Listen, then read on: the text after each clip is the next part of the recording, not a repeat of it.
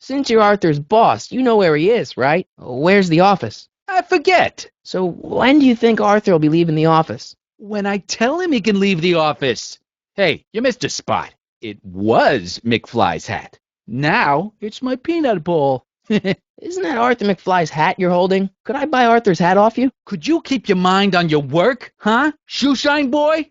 I'm hanging on to my peanut bowl. Can I have some peanuts? Knock yourself out. That was a good trick you played on me with those hot pepper peanuts. Why not? I got nothing to hide.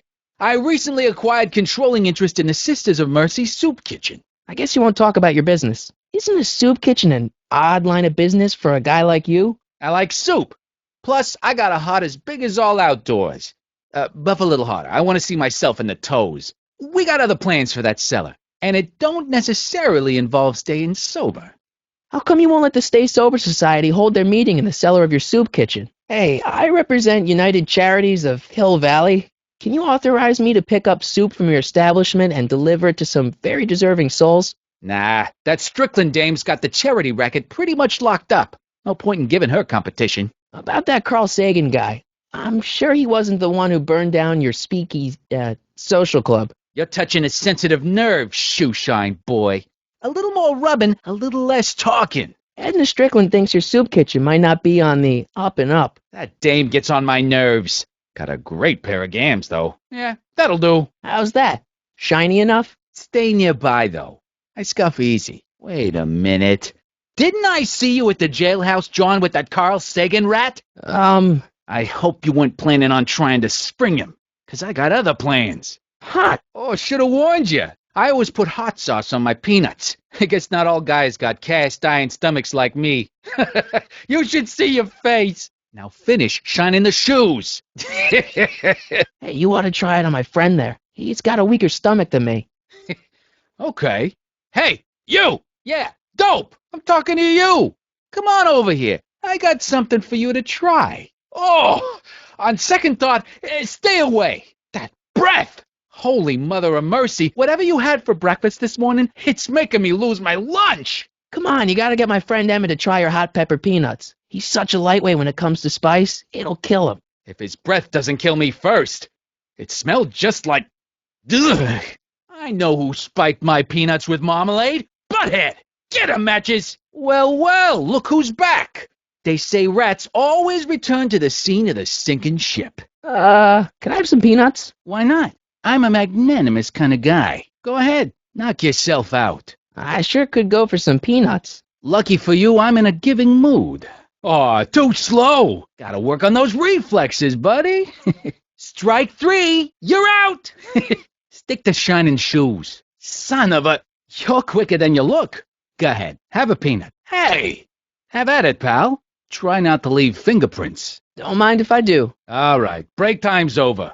Back to work. On second thought, I'm not hungry. Then quit wasting my time.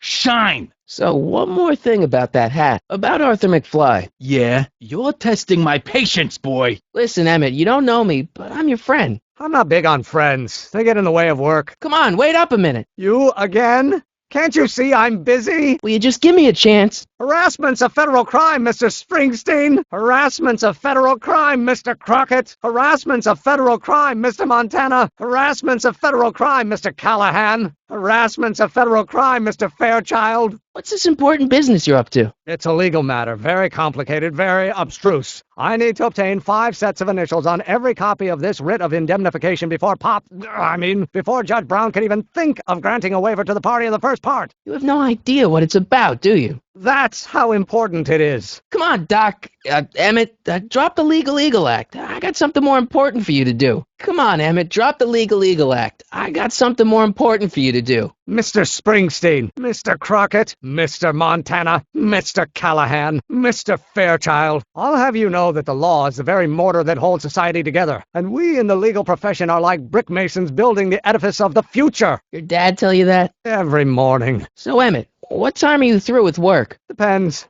On weeknights, Pop sometimes keeps me in the office till 9. 9 at night? But today's Saturday. Right. So I probably won't get off before 10. How about you knock off work early and I'll buy you a beer, or soda. What do you say? Don't try to tempt me from my duty with sugary beverages. Keeping the wheels of justice turning, that's my one passion in life. Besides, if I left before 8, my pop would kill me. Sounds like you're a little scared of your father. Scared of my father? Pop is the most learned, just, incorruptible judge that Hill Valley has ever seen. The only people scared of Judge Brown are people with a dark secret to hide.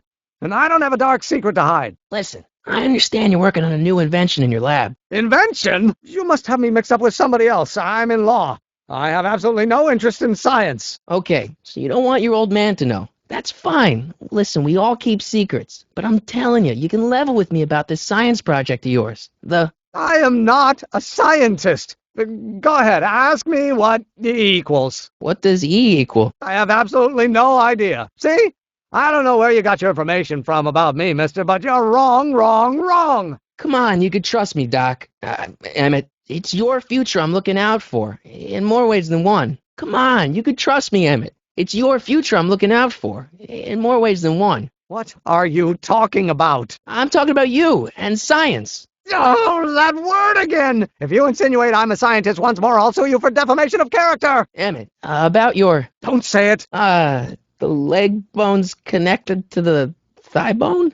It's true. I'm a scientist. So tell me something, Mr. Scientist, from your vast storehouse of scientific knowledge. Amazing! See, I'm sort of in the science business myself. That's why I sought you out. Not that I care in the least, because science is the furthest thing from my own area of interest, which is law, but I don't believe you. Maybe H equals the Hamiltonian operator. What did you just say? I said maybe H equals the... Hamiltonian operator. Yeah! Time-dependent or... Time independent, of course. Great Scott! If H is a Hamiltonian, then H to the A multiplied by the inverse of H can only be the same as the expectation value for A. That's it! That's the solution to Ivanov's conundrum, the problem I've been wrestling with in my head all week! I'm sure you would have figured it out by yourself in a day or two. The way you figured out how to build that rocket-powered drill. Where did you learn so much about science? Well, it's like this. You know about my rocket-powered drill? Then there can only be one explanation. What? You're from the patent office! I confess I didn't quite know what to expect when I sent the paperwork, but I never expected this. Welcome! I'm at your service. What can I do for you? Can I see your rocket-powered drill? Of course, of course! Naturally, it's just a scale model, but it's nearly operational. I can show it to you, say, first thing in the morning? Nah, that's no good. I need to see a full-size model. That's fully operational. Tonight. Otherwise, we'll have to award the patent to a competing inventor, Dr. McCoy. It can't be done! I mean, it might be possible to construct a full-size working model in that time frame, but I haven't got the main ingredient for the fuel. I'll get it for you. What is it? 190 proof grain alcohol. And you know how difficult it is to get a hold of alcohol these days. And besides, there's no way I can get off work until I've delivered the subpoena. It's part of the investigation into the business affairs of Kid Tannen. Is it vitally important you see that rocket-powered drill today? Yes. Is it vitally important you deliver that subpoena today? Yes! Listen, I'll help you deliver it, and I'll see to it you get the alcohol you need if it'll help you get that drill finished by tonight. Deal? Deal. Here's the subpoena. I've got to subpoena my grandpa? Bruce, Sonny, Joe, Harry, Morgan. Don't you get it? You need alcohol to run your drill, right? Those bootleggers at the soup kitchen won't let us get our hands on any of their hooch. But we can get Miss Strickland to pick it up for us and deliver it right to your door. No, out of the question. Why? What in the name of Thomas Alva Edison do you think you're doing? I can't just let strangers invade my parents' house. What do we know about these people? We don't know that. They're a bunch of really great guys. We don't know that. They're really polite. They're sober. It says so right in the name. Well, okay, but Pop needs his peace and quiet at the end of the day. This meeting is sure to be too noisy for him. I can't tell my father to wear earplugs. So get your dad a pair of earplugs. What's wrong with a little noise? It'll be like a party. My Pop is not the partying type. Oh, yes! I play my tambourine very softly. Yes, but... They'll be quiet.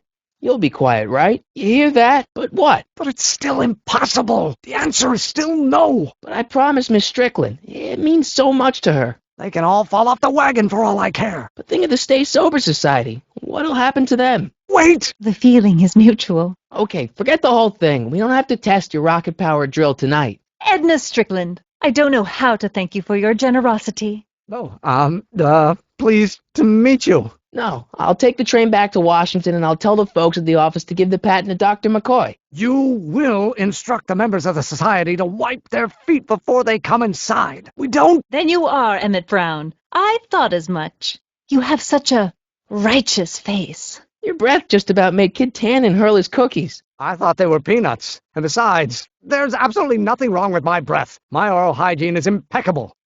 What'd you have for breakfast this morning? I don't see how that can possibly be relevant to the task at hand. But if you must know, I had oatmeal and an English muffin smothered in marmalade. Marmalade, that's what I'm smelling. I hate that stuff. Well, I happen to like it. You got any more marmalade? No, I finished the last of it this morning. Nothing goes better with English muffins, but, well, the stores aren't stocking luxury items nowadays. There's gotta be a way. I'll keep thinking. We'll get that subpoena delivered, or my name isn't... Yeah. Bruce Springsteen, Sonny Crockett, Joe Montana, Harry Callahan, Morgan Fairchild. I'll keep cogitating. We'll score that hooch somehow. I don't want to give it a score. I just want to get it home. Don't worry, Emmett. We'll get that subpoena delivered. If you say so. You have to deliver a lot of subpoenas? Father's always sending me out to do these dirty jobs. He wants to expose me to different kinds of people. All he's exposed me to is a lot of new curse words. If serving subpoenas is such dirty work, why don't you just say no? Look, what's the worst thing that can happen to me on this job? You could get shot. Yeah, well, believe me, that's nothing compared to what I'll get if I mouth off to my pop. What do you know about Arthur McFly? Certified accountant. Graduated Hill Valley 5 classes ahead of me. Seems like a nice fellow, actually. How did he get mixed up with a guy like Kid Tannen? Who knows? Sometimes people find themselves stuck in situations they can't get out of. How about Kid Tannen?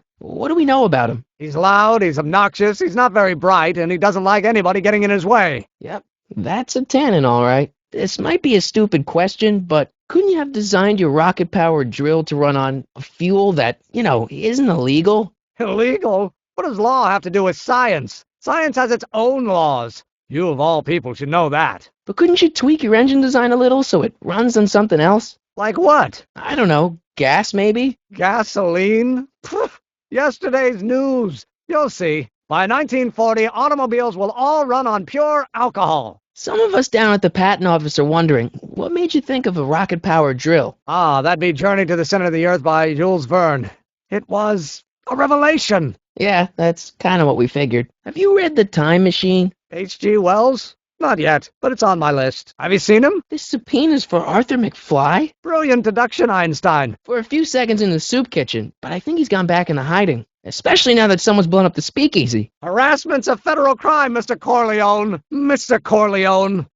Michael Corleone. It is a legal matter. Very complicated, very obtruse. I need to obtain 5 sets of initials on every copy of this writ of indemnification before before D.A. Brown can even think of granting a waiver to the party of the first part. Scared of my father?